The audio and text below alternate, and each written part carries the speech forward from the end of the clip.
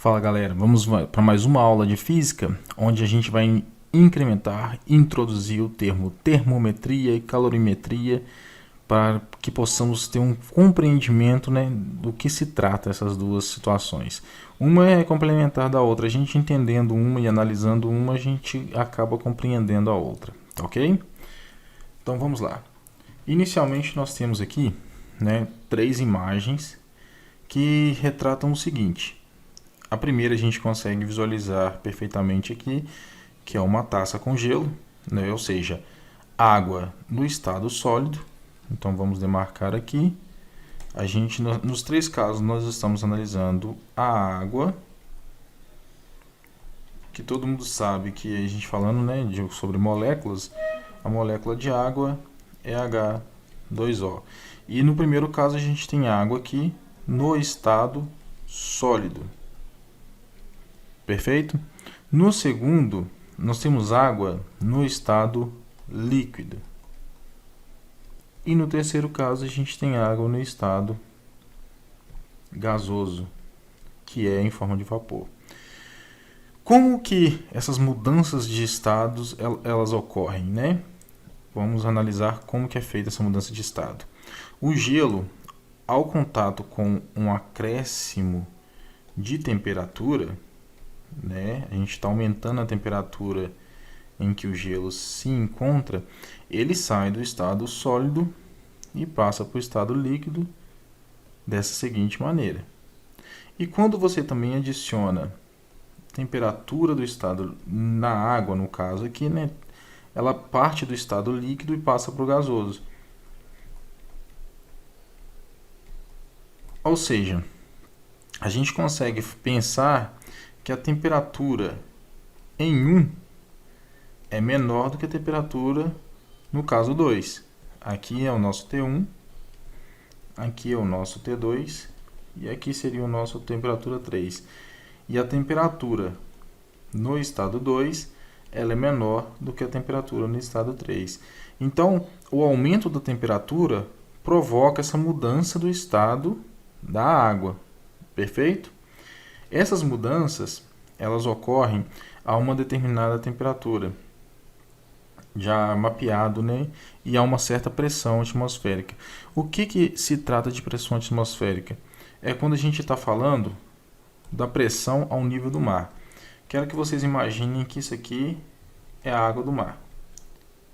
E aqui nós temos uma formação rochosa, né? Que é o alto de uma montanha. Então aqui é uma montanha. A pressão atmosférica a nível do mar, ela equivale a 1 atm. Porque quando você eleva-se na sua altitude, você acaba alterando a sua pressão atmosférica. Nesse caso aqui, ela é menor do que 1 atm.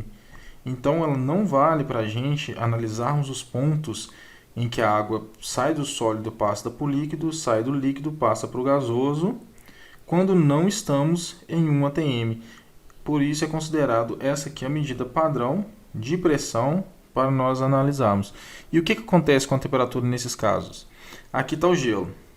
Então, quando alcança 0 graus, ele começa a sair da base sólida, né, do estado sólido, e passa para o líquido. E quando você aquece a água e ela chega a temperatura de 100 graus Celsius, ela sai do estado líquido e passa para o gasoso. Ok? Só que agora o que acontece? Nós temos que analisar o que está acontecendo internamente, falando a respeito dessa transformação. Não adianta a gente olhar superficialmente e ver que o gelo derreteu, se tornou água. A água ela evaporou, se tornou-se o gás, o vapor, né, no caso. Não adianta a gente analisar isso aqui, a gente tem que aprofundar, a gente tem que pegar um microscópio e analisar o que está acontecendo com cada um desses recipientes quando a gente faz o acréscimo de temperatura a respeito disso. E uma maneira da gente analisar isso é um laboratório virtual, pelo qual a gente vai emergir aqui agora para ver o que acontece com as moléculas, ok? Vou escrever aqui.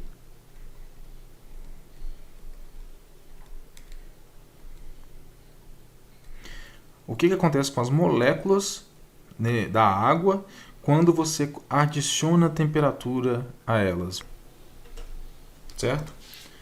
Este é o nosso laboratório virtual. Vocês podem ver que aqui está um termômetro. A gente vai entender como funciona o termômetro daqui a pouco. Analisando a temperatura de 2 graus. E esses pontinhos que estão mexendo aqui dentro aqui são as moléculas de água. Os átomos e moléculas de água. Tá vendo aqui, ó? A gente pode escolher o argônio, o oxigênio, o neônio, mas a gente está trabalhando com água. Então, esse aqui é o comportamento das moléculas de água dentro do recipiente. Vocês estão enxergando aqui uma certa agitaçãozinha nas moléculas, né? E o que a gente vai fazer? A gente vai entender, quando está no estado sólido, o que acontece com essas moléculas.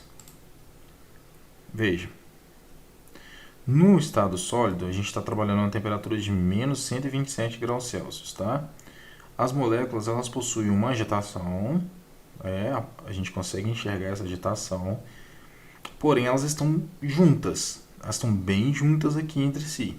Bacana? E veja, elas possuem uma certa, né, interação entre elas, mas nada assim exorbitante. Não está tendo uma alteração, digamos assim, forte entre as moléculas. Você consegue ver que elas estão tendo uma agitação, mas elas não saem tanto de um compartimento único aqui não. Isso explica até a dimensão do gelo, como que o gelo se comporta. O gelo é mais rígido, né? Então, olha só para vocês verem, porque as moléculas estão mais juntas. Por isso que eles formam algo sólido. Ok? Agora nós vamos aquecer a uma temperatura acima de 0 graus, porém abaixo de 100, que a gente quer analisar o estado líquido dessas moléculas. Então a gente vem aqui no aquecedor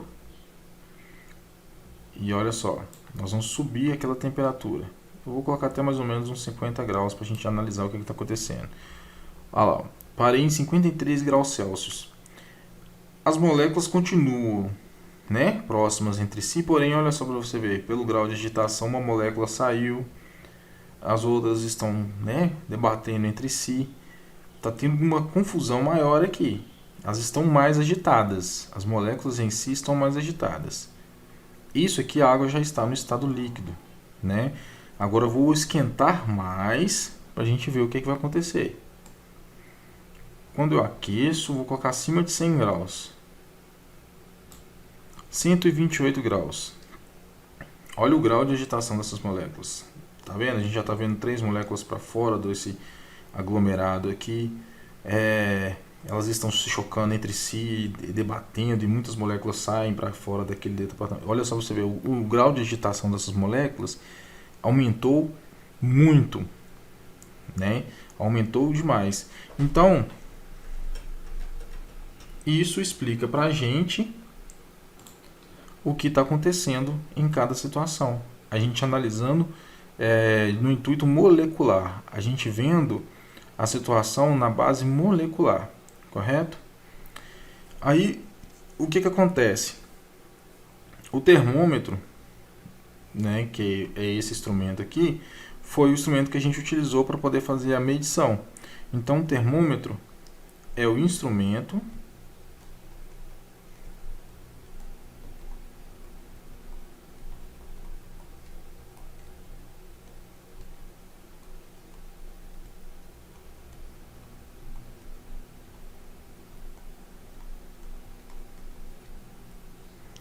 que mede a temperatura.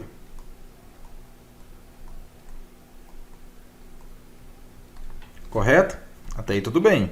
Ele mediu a temperatura, a gente pode analisar. A gente fez uma análise quando estava, né, a água no estado sólido, a gente fez outra análise com a água no estado líquido e a gente fez outra análise com a água no estado gasoso.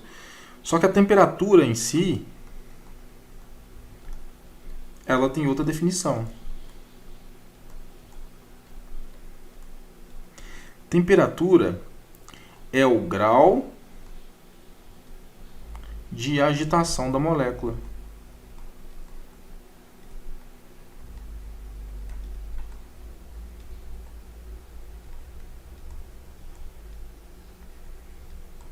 Então, a gente consegue definir que temperatura é uma grandeza, né? Nesse caso aqui ela é uma grandeza escalar, tá bom?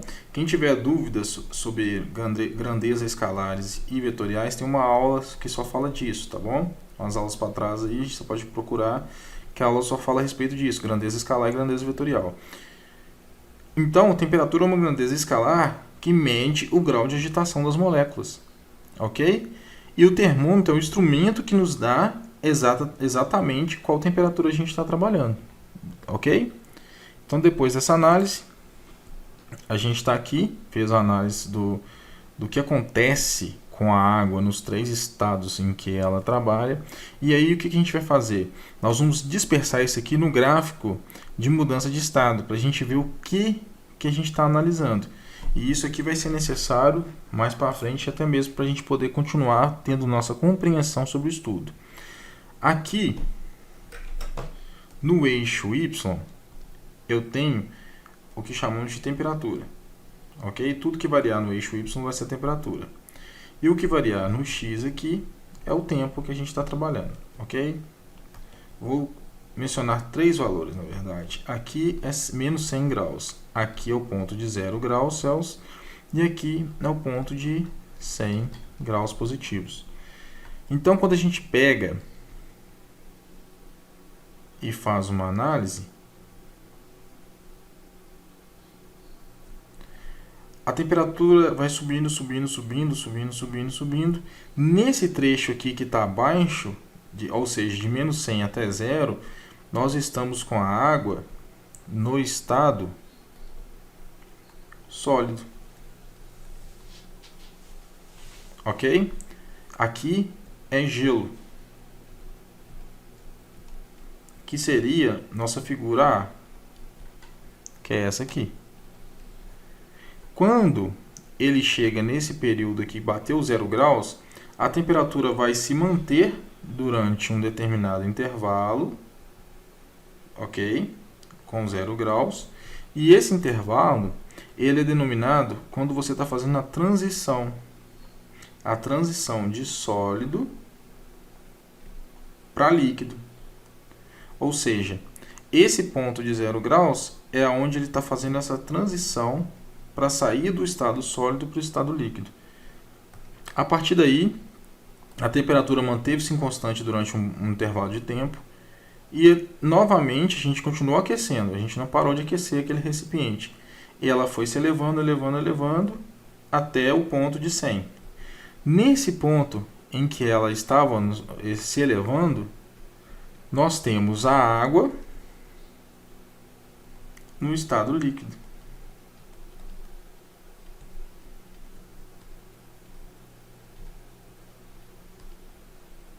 Que no caso é a nossa figura B.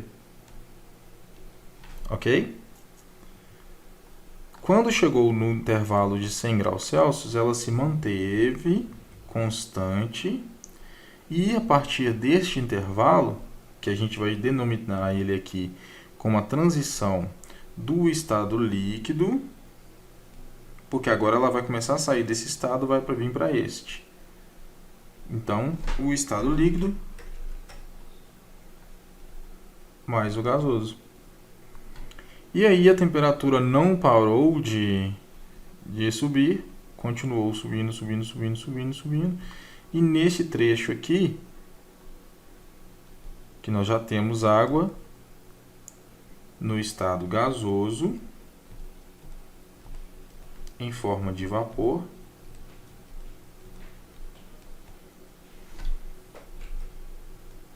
que denota para a gente a figura C. Ok? Então, assim fica a dispersão do gráfico quando a gente vai fazer a mudança de estados. Aqui, nesse trecho aqui, que é o L mais G, ela saiu desse fator da figura B, que é o estado líquido, para o estado gasoso. Então, nós temos aqui sólido mais líquido na transição a 0 graus Celsius. E nós temos aqui líquido mais gasoso na transição com 100 graus Celsius. Lembrando que isso para a água com relação a 1 atm de pressão. E única e exclusivamente nós estamos falando de água. Porque quando muda-se o elemento, esses intervalos também podem alterar bruscamente. Então, a gente está falando de água, que é o H2O, a 1 atm de pressão. Ok? Para a gente poder fazer essa análise. E aí, falando sobre escalas termométricas, nós temos hoje que aqui no Brasil a gente trabalha com escala no grau Celsius. Ok? Porém, nos países de língua inglesa, eles trabalham com escala no grau Fahrenheit. Então, aqui, ó, no Brasil, a gente trabalha com Celsius. Nos países de língua inglesa, igual a Inglaterra e Estados Unidos, eles trabalham com uma escala para análise de temperatura de grau Fahrenheit. E aí, a comunidade científica mundial, ela quis englobar, né, um valor que não fosse nem o Celsius nem o Fahrenheit, um valor mundial trabalhado no Sistema Internacional de Medidas, que é o Kelvin. Então, esse Kelvin ele é muito utilizado pelos cientistas no âmbito, né, falando mundialmente. Ele é uma unidade mundial do Sistema Internacional de Medidas. Mas aí, o que acontece? As 3 escalas termométricas que nós temos hoje em utilização, elas têm uma relação entre si. E é o que a gente vai entender aqui agora. No Celsius, vejam só, eu coloquei um ponto X aqui, que ele é comum para todos. Bacana? Então nós vamos entender. Aqui tem uma escala de 0 a 100 que, né, supostamente a gente já sabe, foi mencionando a água no seu estado, seu ponto de fusão e seu ponto de ebulição, que é o que a gente acabou de analisar até no gráfico anterior. O Fahrenheit, ele descobriu umas outras formas e estabeleceu que o seu ponto, né, de fusão, onde ele trabalha, é 32 graus Fahrenheit. E o ponto de ebulição que ele trabalha é 212 graus Fahrenheit. E o Kelvin, ele trabalha com a medida de 273 graus Kelvin como ponto de fusão e 373 graus Kelvin como ponto máximo, né, o ponto de ebulição. Essa medida 273 ela tem um significado muito importante porque a gente chama de zero absoluto ou o estado. Vocês lembram quando eu mencionei que a gente estuda isso aqui da análise de temperatura, que a temperatura analisa o grau de agitação das moléculas? Então eles descobriram que o zero absoluto ele é a menos 273 graus Celsius. Esse aqui é o zero absoluto em que eles falam que é até morte molecular, porque a molécula já não possui mais agitação nenhuma. Vamos comprovar isso? Vamos voltar no laboratório e vamos analisar se realmente isso acontece? Aqui nós estamos com as moléculas. Eu vou ajudar aqui já reduzindo para o estado sólido, que é menos 127 graus. Mas além disso, agora a gente vai, né, esfriar esse recipiente até a medida de 273 para ver o que acontece com as moléculas. A temperatura está caindo, 269, 270. Vamos ver se chegando a 273, que é o zero absoluto, realmente significa a morte molecular, ou seja, elas não possuem mais ponto de agitação nenhuma. 273, menos 273, vejam. As moléculas, né, aparentemente estão totalmente paradas. Por isso que é denominado o ponto de zero absoluto. Certo? Então, tem coerência. A partir daí, vejam só, ele é zero absoluto, é o ponto crítico, né, do resfriamento. Então, o ponto zero para ele seria o ponto positivo de 273, que é o que é o equivalente para a gente como 0 graus Celsius. Então, realmente tem uma coerência da escala Kelvin ter feito essa análise buscando pelo zero absoluto. O máximo absoluto não existe, ou seja, existem temperaturas elevadíssimas hoje existentes. Por exemplo, a superfície do Sol, ela tem uma temperatura em média lá de 6.000 graus Celsius. E até o seu núcleo, se a gente for pegar assim, o núcleo do Sol, ele tem uma temperatura de 15 milhões de graus Celsius. Ou seja, o máximo, ele não tem um máximo absoluto, mas um mínimo absoluto já foi descoberto, que é menos 273. Abaixo disso, eles não conseguiram nenhum tipo de substância chegar abaixo de menos 273. Foi aonde as moléculas cessaram seu movimento completamente. Ok? Então vamos lá.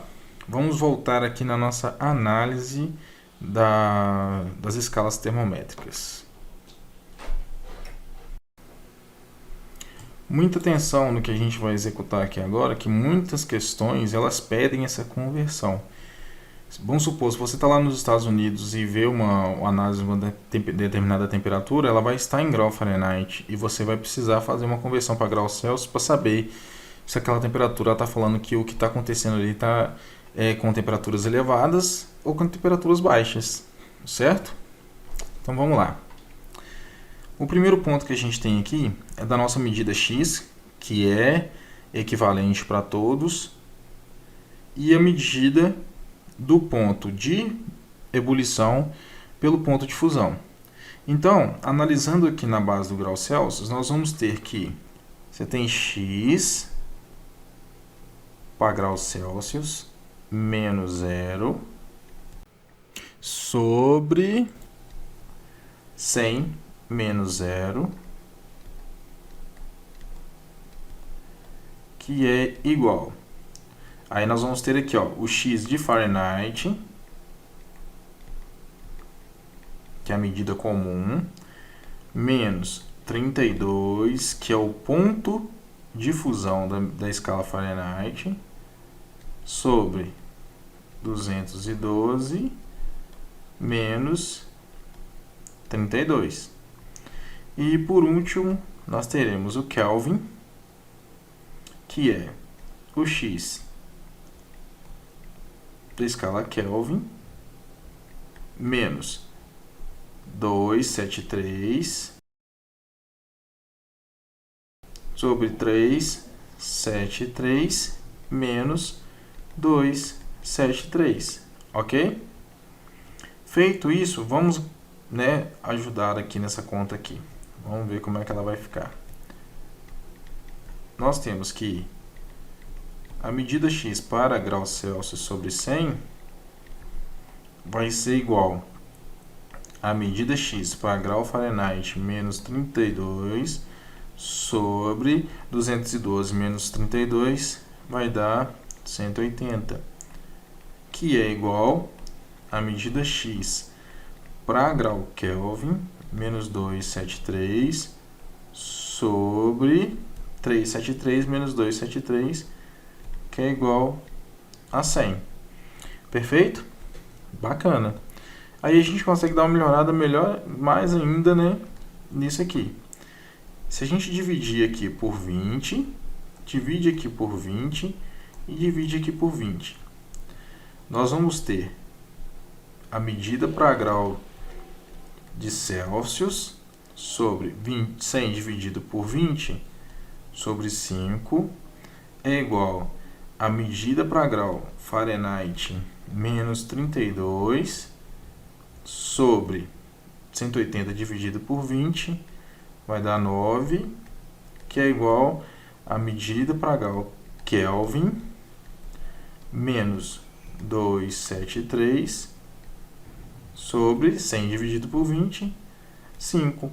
Então, essa aqui é a nossa relação das escalas termométricas. Com essa análise aqui, a gente consegue fazer qualquer tipo de conversão de medidas que forem necessárias. Ok? Vamos fazer um exercício só para a gente poder dar uma incrementada e ver se isso aqui realmente está bem consolidado. Vamos lá.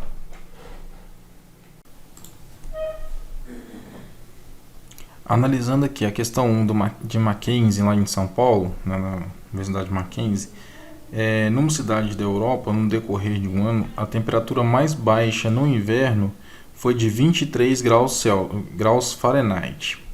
Certo? Então vamos colocar essa primeira observação. A temperatura mais baixa, então temperatura baixa, a gente coloca um menuzinho aqui, vai ser 23 graus Fahrenheit. E a mais alta no verão foi de 86. Então, a gente coloca aqui como temp positiva no verão foi 86 graus Fahrenheit. A variação de temperatura em graus Celsius ocorrida nesse período naquela cidade foi... Então, o que ele está querendo dizer aqui? Nós vamos até entender melhor daqui a pouco sobre variação de temperatura, mas pelo contexto aqui a gente já consegue resolver essa questão. Correto? Primeiro, nós vamos transformar essas duas aqui em graus Celsius, beleza? E aí, para transformar de Fahrenheit para graus Celsius, a gente vai utilizar a seguinte fórmula. Sempre que possível, vocês repitam a fórmula, porque isso nos proporciona uma forma de memorizar a sequência das fórmulas, tá bom? Então, toda vez que vocês forem executar um exercício, façam repetição da fórmula anteriormente à execução, não executa direto, que isso ajuda a fazer a memorização dos conceitos, tá bom? Então, vamos lá. X para graus Celsius sobre 5 é igual a 23 menos 32 sobre 9. Perfeito? E aí, vamos ter que x para graus Celsius sobre 5 é igual a 23 menos 32 vai dar menos 9, correto? Sobre 9. Logo, isso aqui vai ser x para graus Celsius sobre 5 é igual a menos 1.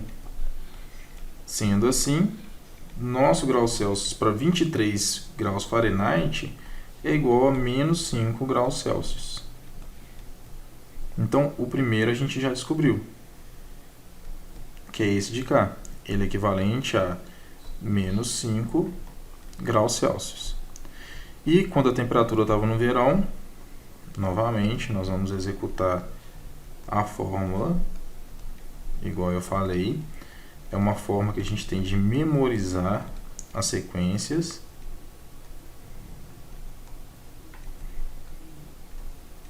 Ok. O grau que a gente quer é o grau Celsius sobre 5, que vai ser igual ao grau Fahrenheit que a gente tem, que é de 86, menos o 32, que já é da fórmula, sobre 9.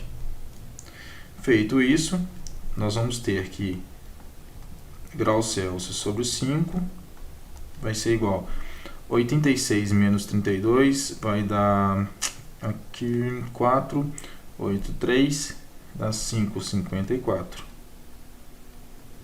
sobre 9. Perfeito? Então,